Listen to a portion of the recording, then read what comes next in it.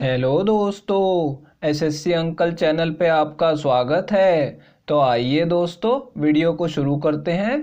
एक व्यक्ति अपनी पूरी यात्रा का 1/4 भाग 40 किलोमीटर प्रति घंटा की चाल से, 1/4 भाग 50 किलोमीटर प्रति घंटा की चाल से और शेष भाग 80 किलोमीटर प्रति घंटा की चाल से तय करता है, तो उसकी पूरी यात्रा की औसत चाल किलोमीटर प्रति घंटा में कितनी है, ये हमें बताना है दोस्तों। तो देखिए दोस्तों, इस सवाल में क्या बोला जा रहा है कि एक व्यक्ति है जो अपनी पूरी यात्रा को 3 भागों में तय करता है अलग अलग चालों से, और हमसे पूरी यात्रा की औसत चाल पूछी जा रही है। ठीक है, तो जो औसत चाल का फॉर्मूला होता है वो क्या होता है, कुल दूरी बटा कुल समय। जैसे हमारा चाल का फॉर्मूला होता है दूरी बटा समय, तो औसत चाल के लिए कुल दूरी बटा कुल समय हमें निकालना होगा। ठीक है, अब देखिए यहाँ पे कुल दूरी कैसे निकालेंगे। हमें 3 चालें दी हुई हैं, 40, 50 और 80। ठीक है, तो हमें यहाँ पे एक बार इसको लिख लेता हूँ मैं आपको समझाने के लिए, 40, 50 और 80। ठीक है, अब हम क्या करेंगे, कुल दूरी निकालने के लिए तीनों का एलसीएम ले लेंगे। ठीक है, इससे हमें क्या मिलेगा, 400 मिल जाएगा। ठीक है, 400 क्या संख्या होगी, जो कि इन तीनों संख्याओं से पूरी तरह विभाजित हो जाएगी, इसलिए हमने इनका एलसीएम ले लिया। ठीक है, तो यहाँ पे हमारी कुल दूरी तो हमें मिल गई है 400 किलोमीटर। ठीक है, यहाँ पे हम सीधा डाल सकते हैं इसको, लेकिन दोस्तों हमें कुल समय निकालना होगा। ठीक है, अब उसने यात्रा को 3 भागों में किया है 3 चालों से, तो यानी कुल समय निकालने के लिए हमें तीनों समय निकालने होंगे। तो देखिए यहाँ पे मैं आपको समझाने के लिए लिख देता हूँ कि इसका जो 1/4 भाग है वो उसने 40 की चाल से तय किया है। इसका 1/4 भाग कितना होगा, ये होगा 100 किलोमीटर। ठीक है, इसके लिए आपको क्या करना होगा, 400 को 1/4 से गुणा करके देख लेंगे। ठीक है, और 1/4 भाग उसने तय किया है 50 की चाल से, तो यहाँ भी 100 किलोमीटर। ठीक है, और तीसरा कितना है, शेष जो बची यहाँ पे शेष भाग, तो शेष भाग कितना बचेगा, 1/2, यानी कि 200 किलोमीटर जो है उसने 80 की चाल से तय किया। ठीक है, अब इसमें से समय कितना लगा, ये जो उसकी दूरी थी उसको यहाँ पे 4 से भाग करके समय निकाल लेंगे। तो 400 को 40 से भाग करेंगे तो यहाँ पे उसे 2.5 घंटे का समय लगेगा। ठीक है, 100 को 50 से भाग करेंगे तो उसे 2 घंटे का समय लगेगा, और 200 किलोमीटर को 80 की चाल से तय किया तो इसमें भी 2.5 घंटे का समय लगेगा। ठीक है, तो ये हमारा कुल समय आ जाएगा इसे जमा करने पे।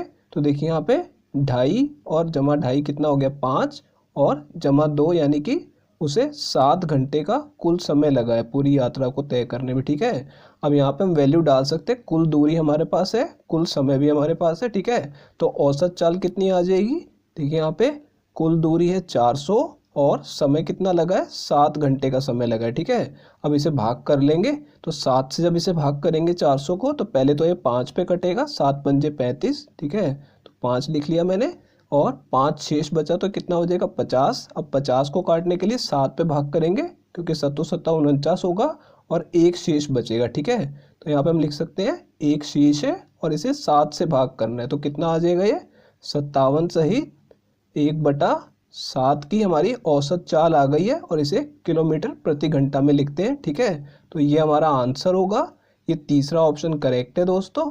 तो आइए दोस्तों, अब अगले सवाल की तरफ चलते हैं। यदि एक गोले के व्यास में 20% की वृद्धि की जाए तो उसके आयतन में कितने प्रतिशत की वृद्धि होगी, हमें बताना है दोस्तों। तो देखिए दोस्तों, इस सवाल में क्या बोला जा रहा है कि एक गोले के व्यास में यदि 20% की वृद्धि की जाए तो उसके आयतन में कितने प्रतिशत की वृद्धि होगी। अब जो गोले का आयतन होता है उसका फॉर्मूला होता है 4/3 पाई आर क्यूब। ठीक है, अब यहाँ पे जो इसका व्यास है यानी रेडियस है, इसमें हमें 20% की वृद्धि करनी होगी, लेकिन अगर हम पूरे फॉर्मूले को लेके चलेंगे तो इसे निकालने में काफ़ी टाइम लग जाएगा। और दोस्तों मैं आपको बता दूं, ये जो इस फॉर्मूले का ये वाला हिस्सा होता है ये कांस्टेंट होता है। ठीक है, तो हमें इसे साथ में लेके नहीं चलना।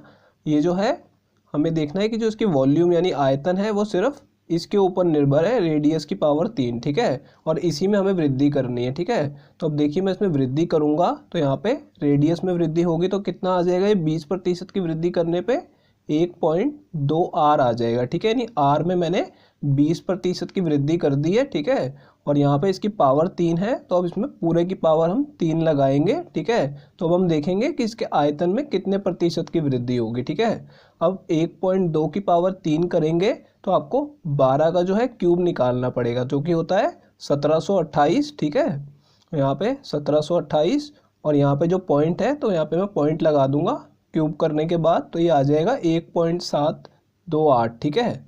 और यहाँ पे r की पावर 3 आ जाएगा, ठीक है।